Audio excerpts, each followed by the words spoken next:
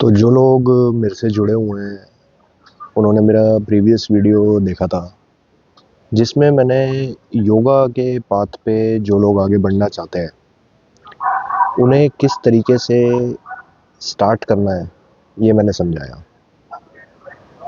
पूरी वीडियो अगर आप देखेंगे तो उस वीडियो में आप पाएंगे कि मैंने आपको एक डायरेक्शन दी है।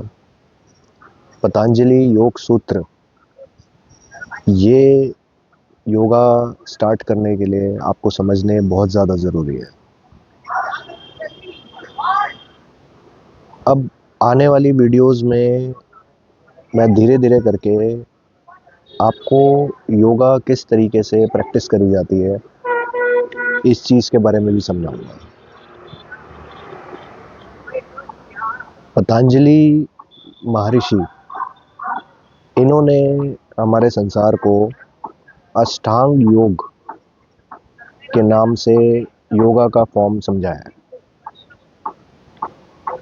पतंजलि ने पूरे योगा के सिस्टम को 8 भागों में डिवाइड किया है, इसीलिए इसका नाम अष्टांग योग यानी 8 लिम्स 8 पार्ट्स ऑफ योग इस तरीके से उन्होंने योग सूत्र में योगा को समझाया है।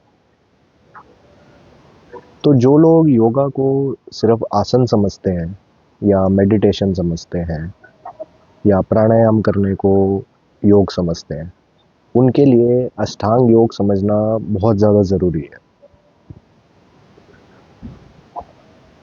8 लिम्स क्या होती हैं?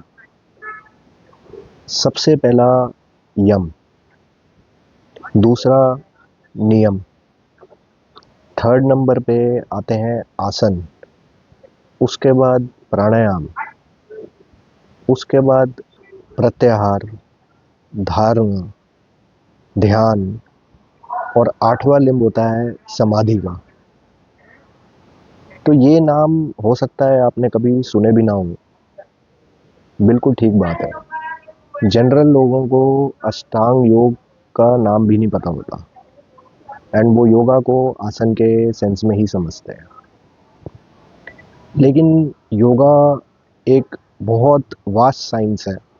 इस पे हमारे ऋषि मुनियों ने बहुत डीप रिसर्च करके बहुत विस्तार में इस चीज़ को समझाया हुआ है।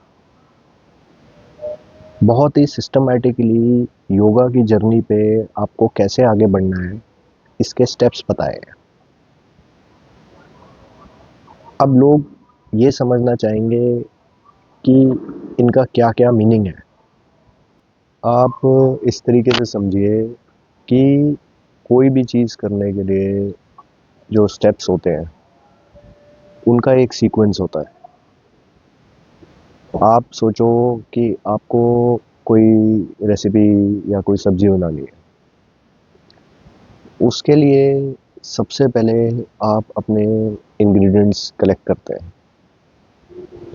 जो सब्ज़ी लगेगी, जो मसाले लगेंगे, उनके बाद उनकी वॉशिंग होती है, क्लीनिंग करी जाती है, उसके बाद तरीके से उनकी चॉपिंग होती है, उसके बाद कढ़ाई लेके या कुकिंग का यूटेंसिल लेके उसमें तेल डाला जाता है।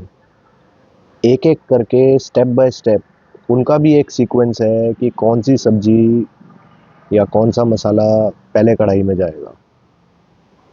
उनको भूनने की, फ्राई करने की एक टाइम लिमिट होती है, एक टेक्निक होती है। उसके बाद एक पॉइंट पे ये सारे इंग्रेडिएंट्स मिलजुल के एक सब्जी का फॉर्म लेते हैं। सेम चीज़ योगा में भी अप्लाई होती है। योगा डायरेक्टली जो लोग आसन से शुरू करते हैं ऑब्वियसली उसके बेनिफिट्स तो उनको मिलेंगे, लेकिन अगर आप प्रॉपर सीक्वेंस से करेंगे तो उसमें आपको उसके फ़ायदे साथ के साथ और बहुत ज़्यादा तरीके से देखने के लिए मिलेंगे। अष्टांग योग इसी योगा के साइंस को और इसी टेक्निक को 8 पार्ट्स में डिवाइड करके हमारे जैसे प्रैक्टिशनर्स को ये समझाने की कोशिश है कि किस तरीके से योगा की जर्नी में आगे बढ़ना है। तो पिछली वीडियो में मैंने आपको पतंजलि योग सूत्र के बारे में बताया, जिसे हर योगा के प्रैक्टिशनर को पढ़ना बेहद ज़रूरी है। इसके बाद जब आप अष्टांग योग के नाम से फेमिलियर हो जाएंगे, मेरी इस वीडियो से आपको मैंने इस वर्ड से फेमिलराइज कराने की कोशिश करी है। अष्टांग योग की कोई बुक आप मार्केट से परचेज़ करिए। बहुत सारे राइटर्स और फिलोसफर्स ने इसके ऊपर अपनी कमेंट्रीज लिखी हैं। अमेज़ॉन पे आप सर्च करेंगे या किसी बुक स्टोर पे जाएंगे तो आपको अष्टांग योग के नाम से कई बुक्स अवेलेबल हो जाएंगी। इसमें ये मैटर नहीं करता कि कितनी मोटी बुक है, आपको ये कंसेप्ट समझने के लिए एक बुक की रीडिंग करनी बेहद ज़रूरी है। मेरी खैर कोशिश रहेगी कि मैं अपनी आगे की वीडियोस में अष्टांग योग के 8 पार्ट्स को एक एक करके आप लोगों को समझाऊं। तब तक आप अपनी योगा की जर्नी में आगे बढ़िए। बहुत इससे आपको लाइफ में बेनिफिट ही मिलेंगे एंड मेरी उम्मीद है कि मैं लोगों को इस रास्ते पे आगे बढ़ने में हेल्प कर पाऊँ। Thank you.